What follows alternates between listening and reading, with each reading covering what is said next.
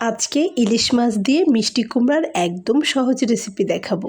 তো ইলিশ মাছগুলোকে আমি এখানে একটু পেঁয়াজ, কাঁচামরিচ আর হলুদ লবণ দিয়ে হালকা জাল করে নেব, এগুলোকে ভেজে নেব না। আর এই ইলিশ মাছের রেসিপিটাতে আমি কোনো ভারী মশলা ব্যবহার করছি না, শুধুমাত্র কুচি করে নেওয়া পেঁয়াজ আর সামান্য একটু যে ঝালের গুঁড়া এখানে অ্যাড করে নিয়েছি, আর ফালি করে নেওয়া কাঁচামরিচ, এগুলো দিয়ে মাছগুলোকে আমি একটু জাল করে নেব। তো এই যে দেখুন, মাছের লেজ, দাকা, মাথা সব দিয়ে নিচ্ছে একবারেই।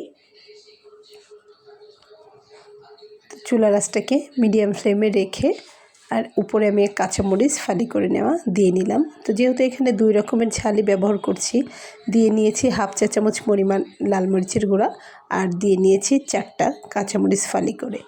যেহেতু মিষ্টি কুমড়া, তো সেই জন্য ঝালের পরিমাণটা একটু ব্যালেন্স থাকবে, আপনারা চাইলে আপনাদের স্বাদ অনুযায়ী দিয়ে নেবেন। তো মাছগুলোকে এই যে একটু নামিয়ে নিলাম।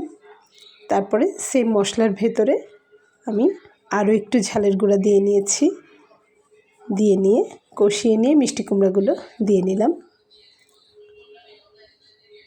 খুব ভালোভাবে নেড়েচেড়ে উল্টে পাল্টে নেব। তো আগে মাছটাকে একটু কষিয়ে নিলে হয় কি, মাছের যে ফ্লেভারটা সেটা খুব ভালোভাবে মশলার মধ্যে চলে আসে, আর তার ভেতরে আপনি যেই সবজি দেন না কেন সেই সবজিটাতে একদম মাছের যে ঘ্রাণটা সেটা একদম সুন্দরভাবে মিশে যায় আর খেতে অনেক স্বাদ হয়। তো এই যে দেখুন, খুব ভালোভাবে কষিয়ে নিয়ে আমি একটু ঢাকনা দিয়ে দিয়ে কষিয়ে নেব, যাতে করে মিষ্টি কুমড়ার ভেতর থেকে পানিটা বেরিয়ে আসে। আর আমি এখানে একটি মাটির ঢাকনা ব্যবহার করছি। ওই যে দেখুন, হালকা হালকা পানি কিন্তু এর ভেতর থেকে ছেড়ে দিচ্ছে। যত কষিয়ে নেব তত কিন্তু সবজিটা নরম হয়ে আসবে, ভেতর থেকে পানিটা ছেড়ে দেবে, তাহলে ঝোলের পানিটা অনুমান করে দিতে সুবিধা হবে। এই যে আমি ঝোলের পানিটা দিয়ে 10-15 মিনিটের মতো জাল করে নিয়ে আমি মাছগুলো দিয়ে দিলাম। মাছগুলো দিয়ে খুব বেশি নাড়াচাড়া করা যাবে না, খুন্তিটা দিয়ে আস্তে আস্তে মাছটা ছড়িয়ে দিতে হবে। আর এখানে আমি যে ঝোলের পানিটা দিয়েছি সেটা একেবারেই দিয়েছি, এটা জাল করে ঠিক ব্যালেন্স করে আমি পানিটা রাখবো। আপনারা যেমন ঝোল রাখতে চান সেভাবেই কম বেশি করে দিয়ে নেবেন। আর ঠিক এই পর্যায়ে এসে লবণটা কিন্তু চেখে দেখতে হবে। এভাবে বেশ কিছুক্ষণ জাল করে নেওয়ার পরে আমি এখানে কুচি করে নেওয়া ধনিয়া পাতাটা উপর থেকে ছড়িয়ে দেব।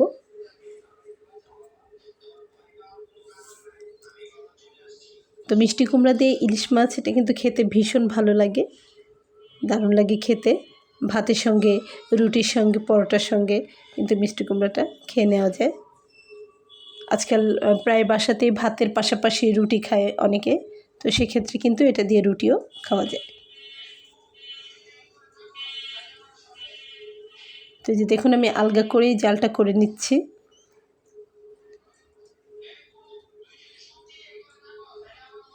খুবই অল্প সময়ের ভেতরে কিন্তু রান্নাটা কমপ্লিট হয়ে যাবে।